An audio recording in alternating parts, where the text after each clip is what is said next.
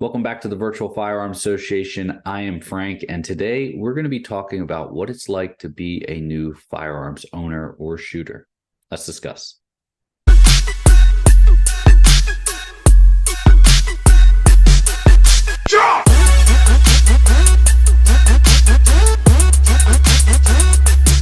Before we get started, we have two gifts down in the description for you. Use them both, please. One is the downloadable and free printable targets. Take them, save yourself time and money going to the range. It makes a difference, trust me.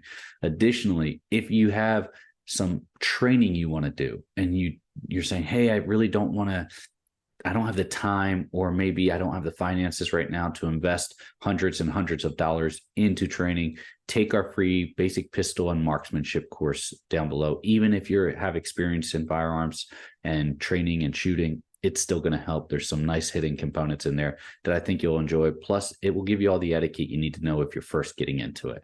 Now, if you're first getting into it, right, you're a new owner, you're a new shooter, or you're thinking about getting into it, let me dispel a bunch of these rumors. I hate politics. I hate politics, but a lot of times I see firearms divided by a political line. We're not going to get into that today. Just know that firearm owners are just like you. If you're not an owner, or if you are an owner, you can attest to this. And I challenge you, go out and humbly, ask someone, hey, do you ever want to go shooting with me? Or do you ever want to practice? And see if they feel if they could get interested in, especially if you're using virtual training, such as the Manta system that we like to use in our training membership. That's a really good way to expose someone to an actual firearm without live ammunition.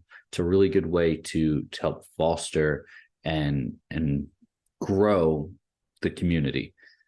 I challenge you, if you are a firearms owner, go out and see if anyone's interested in learning about firearms, or even going shooting with you. See what they say. Now, if you're new to firearms, right, don't be intimidated. A lot of times, let me caveat this. What do you call a doctor that got all C's in med school? They're still a doctor, but it doesn't make them the best doctor out there. Same with an arrogant doctor. Same with a law enforcement officer, a nurse. Everyone out there, you have top tier individuals, right? And that can go all the way up to special operations and military or law enforcement. You can have top tier individuals, really good, really balanced individuals. And you can have bad individuals that maybe just squeak by in their training and they have egos or anything else, or they have attitudes. It doesn't matter.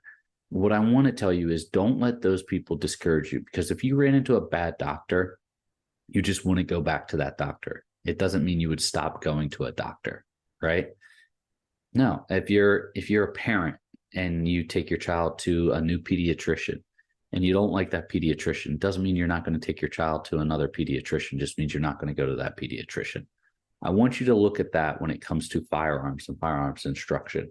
If even this, right? If I don't speak to you and this isn't resonating with you, I understand. You're not going to hurt my feelings. If my style of training, which, there's always Chris's style of training and other instructors we have in the membership, there's multiple different styles of training.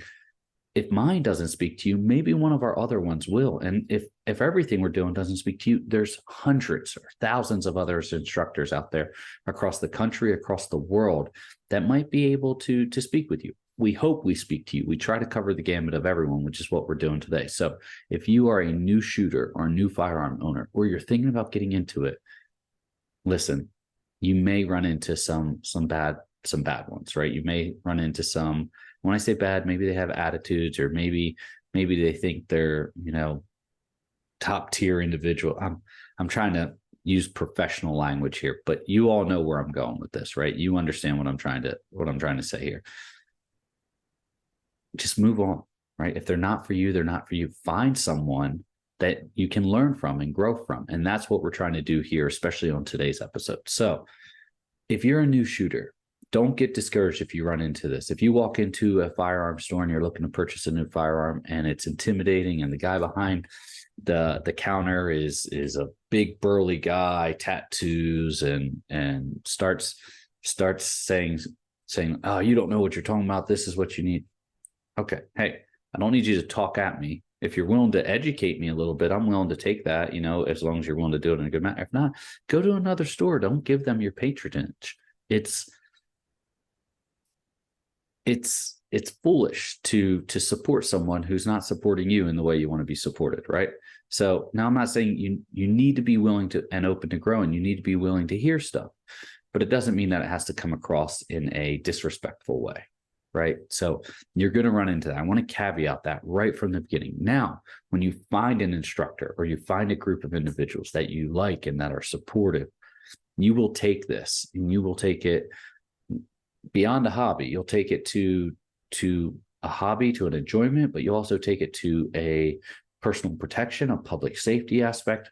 Wherever you draw the line, that's perfectly fine. I want you to know that's acceptable. Wherever you say, hey, maybe I'm just looking for a shotgun for home defense.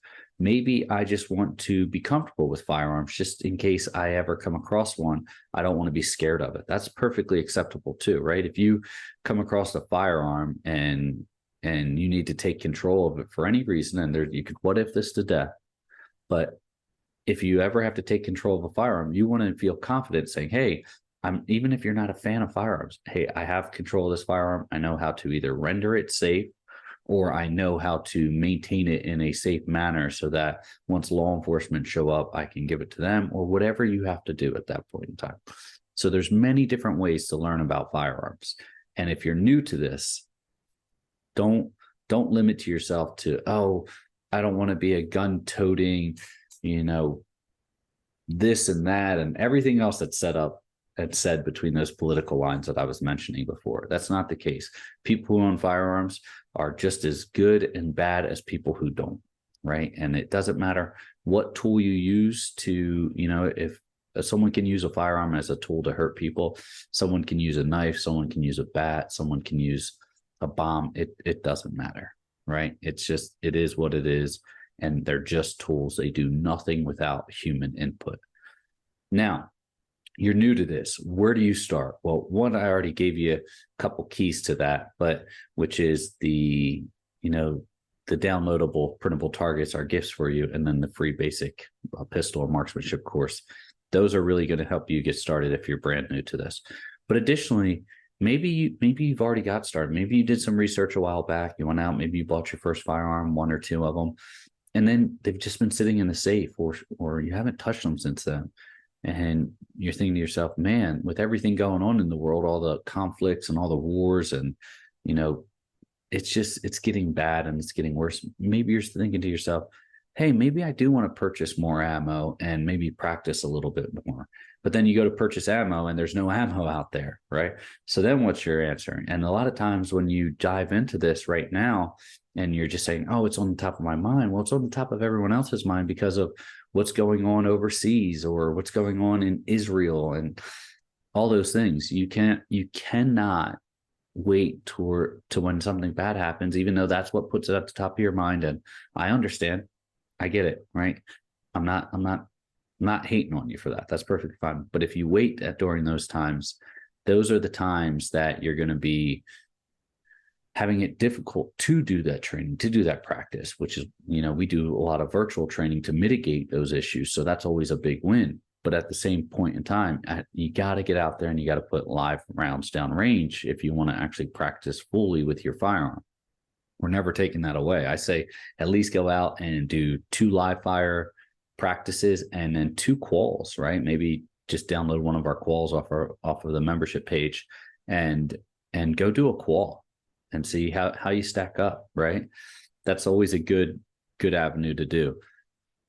The other aspect that I would say is make sure you have some type of guidance. It could be open resource. It could be public information, just like this, right? Make sure you have some guidance, someplace that you feel you can turn to and be able to ask a question or even gain information.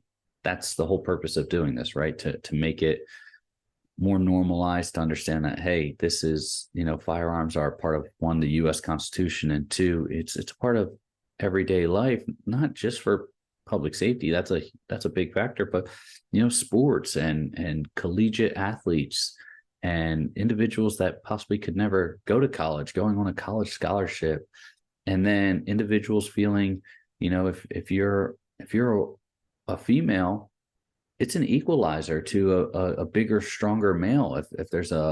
If someone tries to hurt you, well, firearms are an equalizer. So there's a lot that goes into this, right? You don't have to sit here and just say that there's one aspect to this whole thing, and that's, a gun-toting lunatic. No, that's not the case. It's just anything else. I can point out hundreds of examples in the news where you have something to do with someone hurting people. That's not using a firearm, and it's, someone probably had the individual's trust to do it. It's a rough world we live in, right? And having a little bit more self-confidence. And that's another big thing too. Having self-confidence, not because you can use a firearm or because you have a firearm, I shouldn't say it that way, but because you're competent and capable of something. It helps build your self-esteem and helps you feel more empowered as an individual. And even if you don't have it on you, it's just saying, hey, I do have a talent. I do have some skills. And that's the nice part about it, is these are skills, right? You can be talented, but that won't take you anywhere in law enforcement. It's about, or excuse me, not law enforcement, firearms. That won't take you anywhere. It will. Being skilled in firearms is from putting in the time and practice. Yes, someone can jump in and have a natural knack for it and talent, just like anything else, but they'll stay at that level. They'll never accelerate unless they practice and they train. And you can see all the people with the talent in the world, they won't beat a skilled shooter. It won't ever happen. So keep that in mind. This is something that you don't have to necessarily have a talent for. Just staying consistent and doing some simple training. It is not hard to train with, and there's not a lot you have to do. Everyone says this is super expensive. It doesn't have to be, right? That's one of the barriers to it, is when we polled 50,000 firearm owners, we asked them, why don't they train more? Majority of them said, hey, I can't afford it. It's too hard to find ammo. It costs too much. I can't find a reputable instructor that we stand behind. And then I just don't have the time to commute so far. I can't, commuting an hour to an instructor, then I got to pay $500 for a course and bring 500 rounds, which is, another $300 in ammo or whatever it is you're paying. They just couldn't do it. So that's one reason we started this. Listen, I hope this helps. I hope this puts you in the right direction if you've been thinking about this. There's a lot going on in the world right now. There we go. I got it out. There's a lot going on in the world right now. And I understand it's at the forefront of people's mind, is if this ever happened here or at my house, my neighborhood, and do I have the capabilities to protect myself, my family, my loved ones? It's always something to consider. Those gifts are down in the description. Make sure you use them. Downloadable and free printable targets, as well as that basic pistol and marksmanship course. It's going to teach you everything you know to get started, and then some hidden bonuses as well. Stay safe, and I'll see you next time.